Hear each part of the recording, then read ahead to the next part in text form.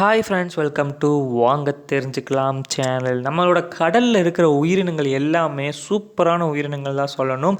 ஏன்னா மேக்ஸிமம் நம்ம கடல் வாழ் உயிரினங்கள்லாம் வேறு லெவலில் இருக்கும். கடலில் வந்துட்டு நீங்கள் வந்துட்டு டைவ் அடித்து அந்த ஆக்சிஜன் சிலிண்டர்லாம் போட்டு அடியில் அப்படியே அது பேர் ஸ்கூபா டைவிங்னு சொல்லுவாங்க. ஸோ அந்த மாதிரிலாம் போயிருந்தீங்க அப்படின்னிங்கன்னா நிறைய வித்தியாசமான மீன்கள் உயிரினங்கள்லாம் பார்க்க முடியும். ஸோ அந்த வகையில் இருக்கிற சூப்பரான ஒரு உயிரினம், கடல்வாழ் உயிரினத்தை பற்றி தான் இன்றைக்கி வீடியோவில் பார்க்க போகிறோம்.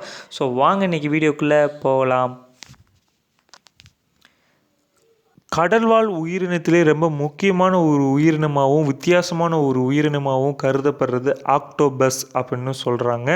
ஆக்டோபஸில் நிறைய வகைகள் இருக்குது. அதில் என்னென்ன சிறப்புகள் இருக்குது, அது எப்படியெல்லாம் வந்துட்டு தன்னை வந்துட்டு தற்காத்து கொள்ளுது அப்படின்ற விஷயத்துலாம் இந்த வீடியோவில் ஒவ்வொன்றா பார்க்க போகிறோம். ஆக்டோபஸோட உடலில் வந்துட்டு எலும்பு இல்லாதனால சிறு சிறு இடுக்குகளில் நுழைஞ்சு ஓடும், ஈஸியாக நுழைஞ்சு ஓடுன்னு சொல்கிறாங்க.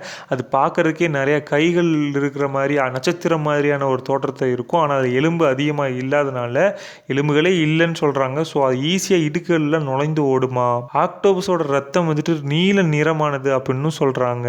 ஆக்டோபஸுக்கு 3 இதயங்கள் இருக்கும். ஒன்று வந்துட்டு செதில் வழியாக மூச்சு விடுறதுக்காக 2 இதயங்களும், இன்னொரு இதயம் வந்துட்டு உடலுக்கு தேவையான ரத்தத்தை கொண்டு செல்லவும் பயன்படுதுன்னு சொல்கிறாங்க.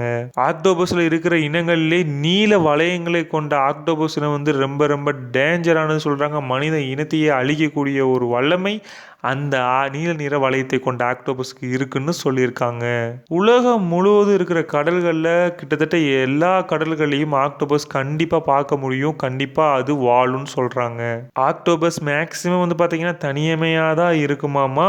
சில வகை ஆக்டோபஸ் வந்துட்டு பயப்படும் போது கருப்பு மை போன்ற திரவத்தை வந்து வெளிக்கொண்டு வரும்.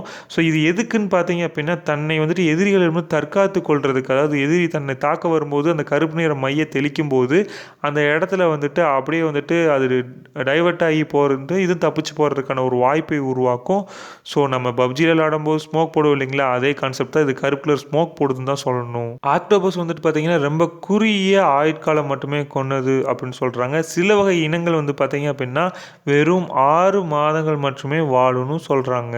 பெண் ஆக்டோபஸ் வந்து பார்த்தீங்க அப்படின்னா 2 லட்சம் முதல் 4 லட்சம் வரை முட்டைகள் வந்து இடுமா. அப்போ பார்த்துக்கோங்க, கிட்டத்தட்ட ஒரே நேரத்தில் ஏகப்பட்ட இனப்பெருக்கம் நடக்கும். ஆக்டோபஸ் கிட்டத்தட்ட எத்தனை வகை இனங்கள் இருக்கும் அப்படின்னு பார்த்தீங்கன்னா 289 இனங்கள் வந்துட்டு ஆக்டோபஸ் இனம் மட்டும் இருக்குன்னு சொல்கிறாங்க. ஸோ இத்தனை வகையான இனங்கள் இருக்கிற ஒரு கடல்வாழ் உயிரினம் அப்படின்னா அது ஆக்டோபஸ் தான் சொல்லணும்.